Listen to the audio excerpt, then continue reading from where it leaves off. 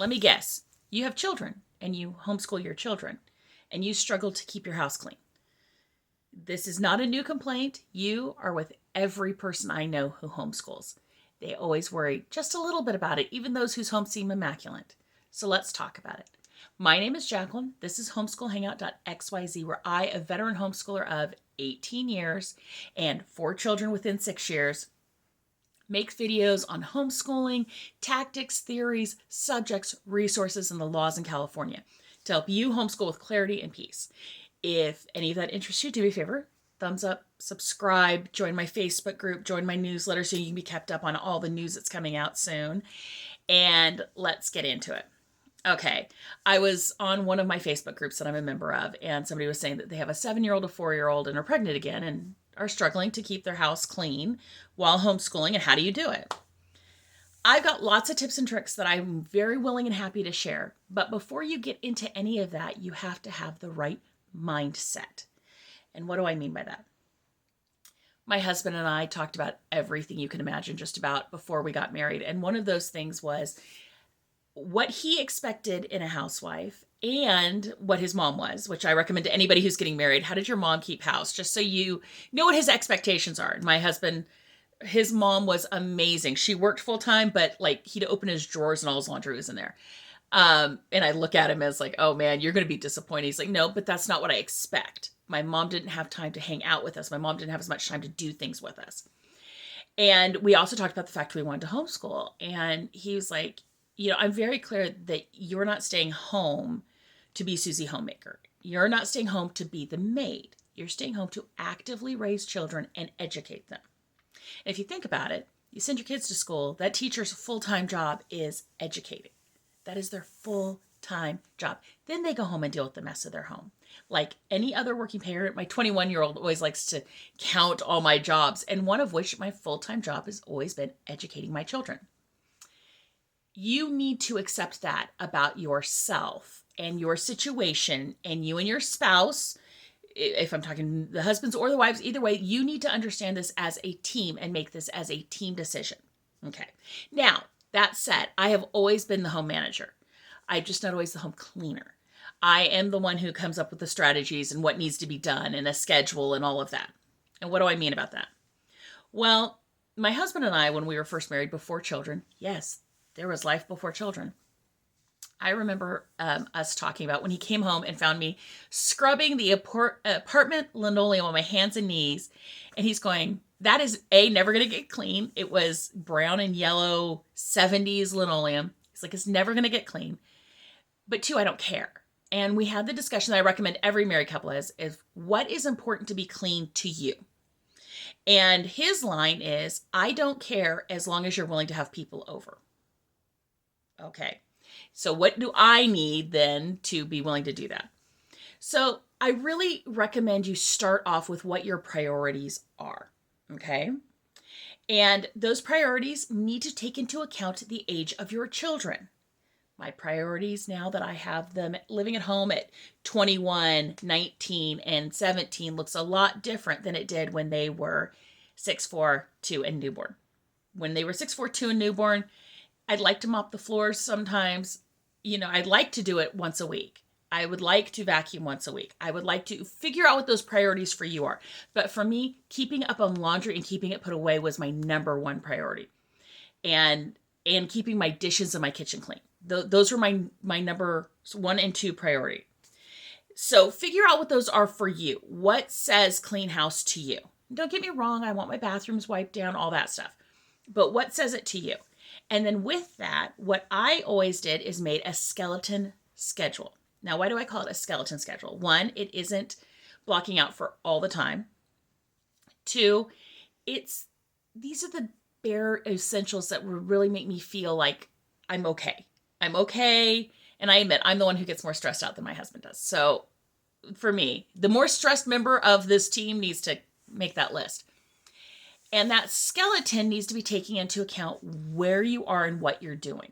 Meaning, I didn't write out a schedule for all 7 days, but I would list 3 things I'd like to get done each day. Now, some of those days it was go to Bible study, which meant I was there from like 8:30 to like noon.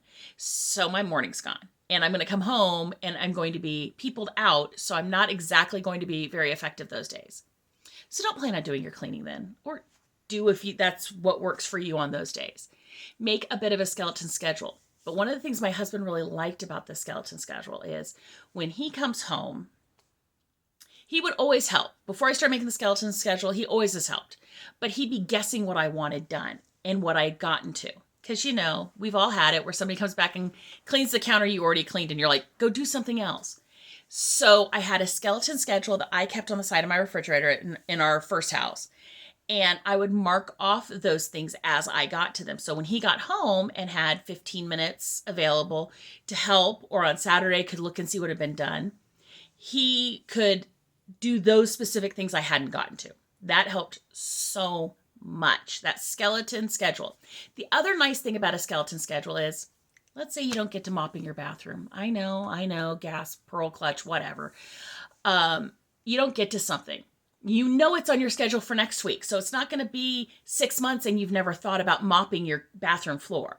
So that's the other benefit of the skeleton schedule. You kind of can go through the next week when you put it up and go, ooh, I didn't get to this last week. Let me highlight it so these become priorities this week.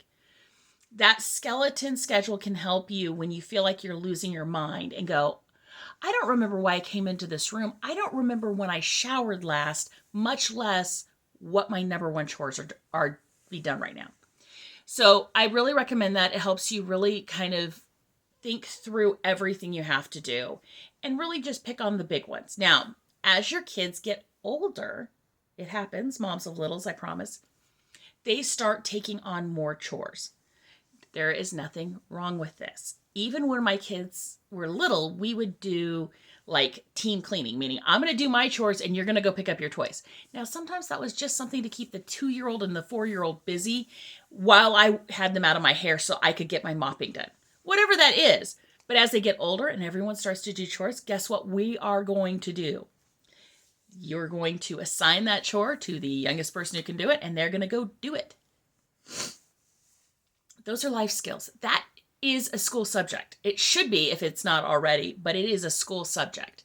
So you're going to approach the cleaning and as they get older, you're going to give them more chores. Now, I'm not saying this as in, oh, this is just so you don't have to clean your house. No, you're teaching them how to survive. You're teaching them how to do their own laundry. You're teaching them how to clean a kitchen. You're teaching them how to clean a bathroom. You're going to start giving them chores so they, in the end, when they're adults, they can do everything it takes to keep a house up. Now, that may not be how you always assign chores, You got 6 chores, mom takes 1, dad takes 1, everyone takes them. But as they get older, they will be more helpful. One of the reasons I tell you that is you're going to get to things when they're older that you will not be able to get to when they're teeny tiny. You're just not. And sometimes accepting where you are is the first step in having peace about where you are. So all that said, you can see I've got other videos on chores and children, meal plans, all that great stuff that I really believe in doing. But the first thing is your mindset. Then you do your priorities and your skeleton. Then you give age-appropriate chores to your children and you work together as a team. Even if your kids are too young to do chores, I do recommend you don't necessarily do a ton of household cleaning while they're watching TV or playing video games. That way they think about, my husband was the one who implemented this, not me, of if mom can't sit down with you guys and relax, you guys can't sit down and relax. Now, reality is I did lots of stuff while they were in their room reading. Don't get me wrong. But they didn't get used to chilling out and playing while mom was working her tail off. Now, what that means, they played while I cooked dinner. But having the team mentality, having your priorities set, and being real with yourself of what your job is, I cannot overemphasize the importance of those things. So that's my 2 cents. You've got this. I promise you've got this. And my kids remember a lot more of me sitting down and playing with them than exactly how clean the kitchen counter was. I promise. Talk to you guys later. Bye.